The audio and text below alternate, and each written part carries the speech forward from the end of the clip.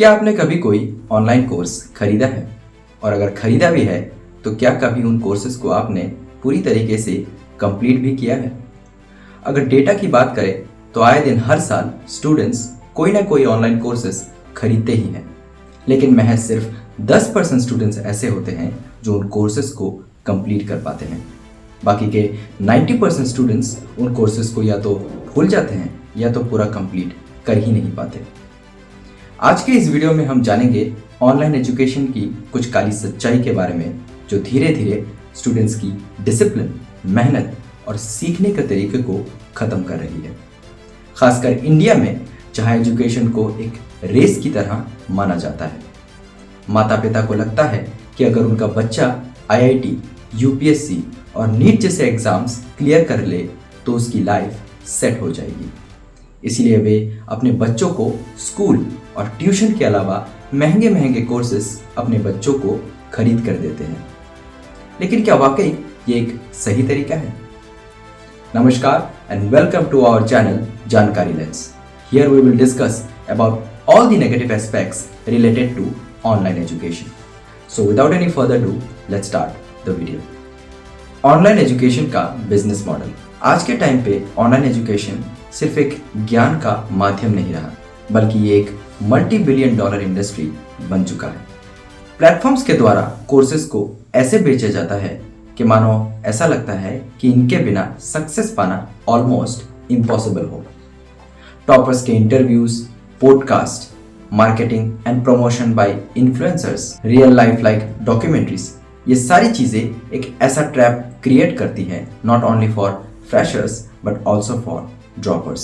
कई platforms students को guilt trip करवाते हैं कि अगर उन्होंने ये कोर्स नहीं खरीदा तो वो बहुत पीछे रह जाएंगे। 50,000 से लेके 1 लाख के बीच के रेंजेस पर कोर्सेज अवेलेबल होते हैं, लेकिन अगर आप ध्यान से ढूंढे तो आपको पता चलेगा कि वही सेम कंटेंट आपको YouTube पर फ्री में अवेलेबल हो जाएगा। और यहाँ कोई जमीन आसमान का फर्क नहीं होता।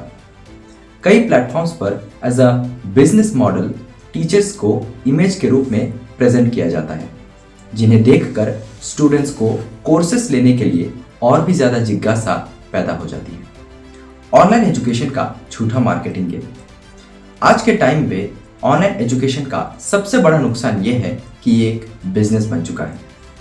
एक जगह आपको 499 पर कोर्स या फिर 99 रुपीज में लाइफ चेंजिंग स्किल जैसे आकर्षक ऑफर्स देखने को मिलते हैं, लेकिन महज सिर्फ 10% स्टूडेंट्स ऐसे होते हैं जो उन्हें फुल डेडिकेशन के साथ फॉलो कर पाते हैं।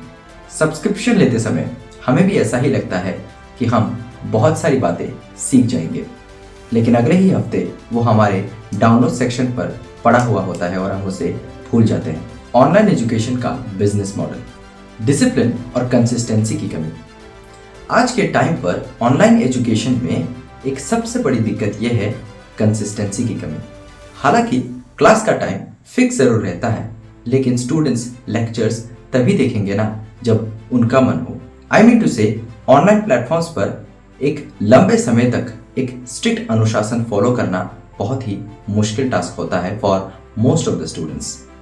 इनफैक्ट घर में पढ़ाई का माहौल मिलता ही नहीं, ध्यान भटकता है और लंबे समय तक एक ही जगह पर फोकस बना पाना एक बहुत ही मुश्किल टास्क होता है। इंटरनेट पर काफी सारे डिस्ट्रैक्शंस होते हैं। लेक्चर्स देखते देखते कब हम YouTube शॉर्ट्स, Instagram रील्स देखने लगते हैं हमें पता ही नहीं चलता।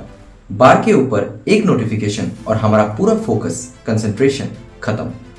और इसमें दोष एस्पिरेंट्स का भी नहीं है। देखिए, उनके पास लेक्चर्स एक्सेस करने का फोन या लैपटॉप ही एक साधन के रूप में होता है, जो अपने आप में एक बहुत बड़ा डिस्ट्रैक्शन होता है। क्रैश कोर्स, प्लेलिस्ट जैसे प्लान्स देखकर हजारों स्टूडेंट्स अपना पैसा बिना सोचे समझे डाल देते हैं।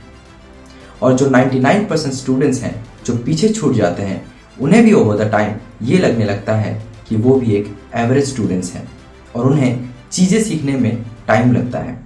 बैकलॉग्स या फिर कोई टाइम मैनेजमेंट हो या फिर बेसिक्स क्लियरेंस से लेके हर एक बर्डन उनके कंधों पर बढ़ने लगता है। मैं उन स्टूडेंट्स की बात नहीं कर रहा जिनका कंसंट्रेशन पावर एक्स्ट्राऑर्डिनरी है, लेकिन ऑनलाइन प्लेटफॉर्म पर उन स्टूडेंट्स जिन्हें हम बिलो एवरेज स्टूडेंट्स कहते हैं, उनको फिजिकली प्रेजेंट होकर हाथ थामने वाला कोई नहीं होता। मान लीजिए ऑफलाइन इंस्टीट्यूशन में 100 बच्चों ने एडमिशन लिया है और वहाँ पे 50 to 60% अटेंडेंस मेंटेन रहती है। लेकिन वहीं मैं अगर ऑनलाइन एजुकेशन की बात करूँ तो वहीं 100 बच्चों में से 10 या 20 स्टूडेंट्स ही ऐसे रहेंगे जो रेगुलरिटी मेंटेन रखेंगे। तो यही है एक बहुत बड़ा डिफरेंस, क्योंकि ऑफलाइन इंस्टीट्यूशन में एक मजबूरी होती है कि आपको क्लासेस अटेंड करना ही पड़ेगा और आपको जाना ही पड़ेगा। लेकिन वही चीज़ ऑनलाइन में नहीं होती, क्योंकि ऑनलाइन में एक बच्चे की अपनी मर्जी होती है कि वो वीडियो देखेगा या नहीं। ऑफलाइन क्लासेस में एक मोटिवेशन भी मिलता है।